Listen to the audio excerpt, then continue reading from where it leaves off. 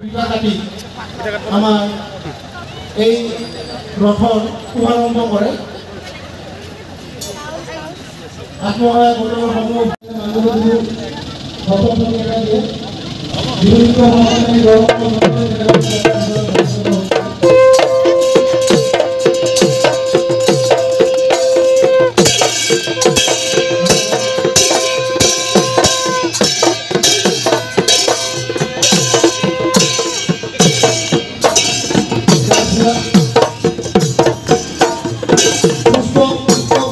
জেগা বাছনি কৰা হৈছে য'ত আমাৰ বিকশিত ভাৰতৰ সংকল্প ক্ষেত্ৰত বিভিন্ন ডকুমেণ্টাৰীসমূহ বঙাইগাঁওবাসী ৰাইজৰ সহায় সহযোগিতা তথা উপস্থিতি আমি কামনা কৰিছোঁ।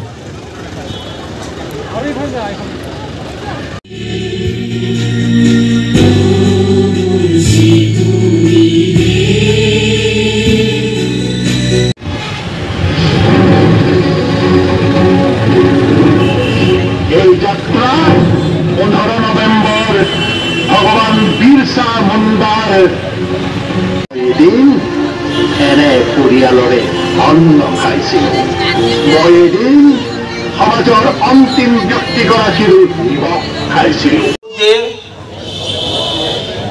ভাৰতবৰ্ষ 2047 চনৰ ভিতৰত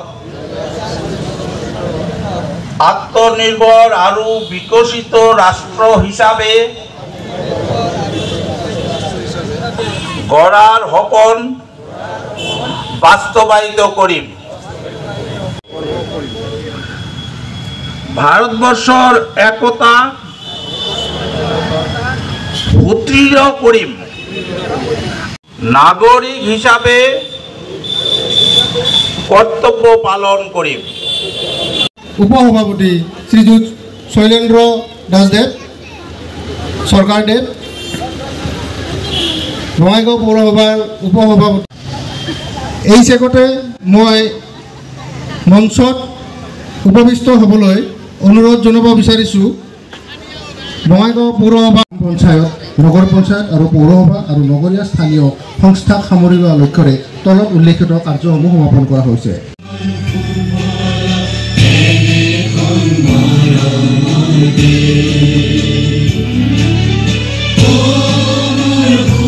মাননীয় প্ৰধানমন্ত্ৰী 2014 চনত দেশৰ শাসনভাৰ লোৱাৰ পিছত ভাৰতবৰ্ষ যি ধৰণত আগবাঢ়ি গৈছে, মই ভাবোঁ আপোনালোকেও দেখিছে যোৱা 60 বছৰতো এনেকুৱা প্ৰগতি হোৱা নাই।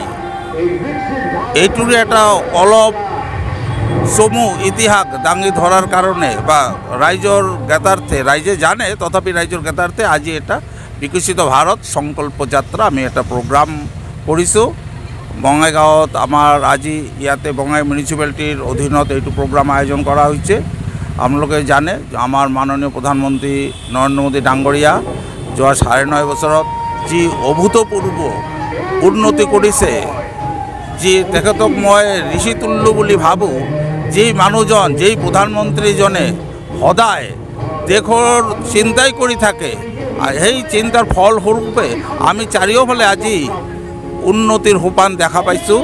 ভাৰত ইতিমধ্যে বিশ্বগুৰুৰ ফালে হ'বলৈ আগবাঢ়ি গৈ আছে আৰু আশা কৰোঁ আগন্তুক দিনত তেখেতৰ বলিষ্ঠ নেতৃত্বত 2024 চনত আমি কেন্দ্ৰত ক্ষমতাত অহাৰ পিছত তেখেতে কৈছে আমি ক্ষমতা মানে আমি কৈছোঁ, তেখেতে কৈছে ৰাইজৰ সেৱক।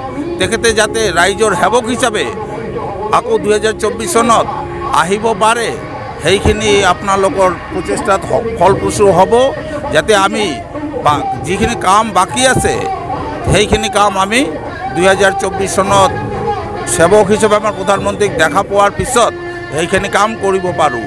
ইতিমধ্যে আপোনালোকে দেখিছে বা জানিছে যে কি কৰা নাই। তেখেতৰ স্কিমত আছে জনজাতীয় শিক্ষাৰ্থীক প্ৰায় 400 কোটি টাকা বৃত্তি প্ৰদান কৰা হৈছে।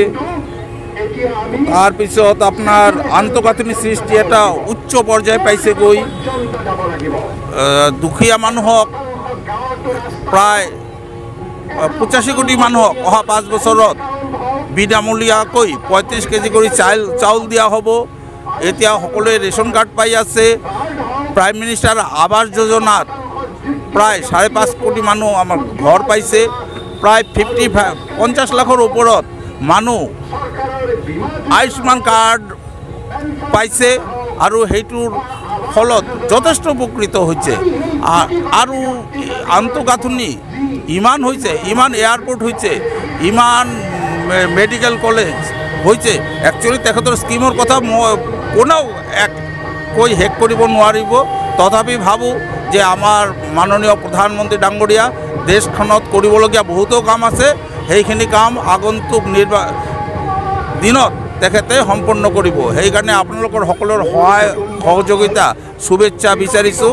আৰু সেইটোৰে আনুষাংগিক অংগ হিচাপে আমি ৰাইজৰ ওচৰত আহিছোঁ আৰু এই বিকশিত ভাৰত সংকল্প যাত্ৰাত এইটো আয়োজন কৰা হৈছে।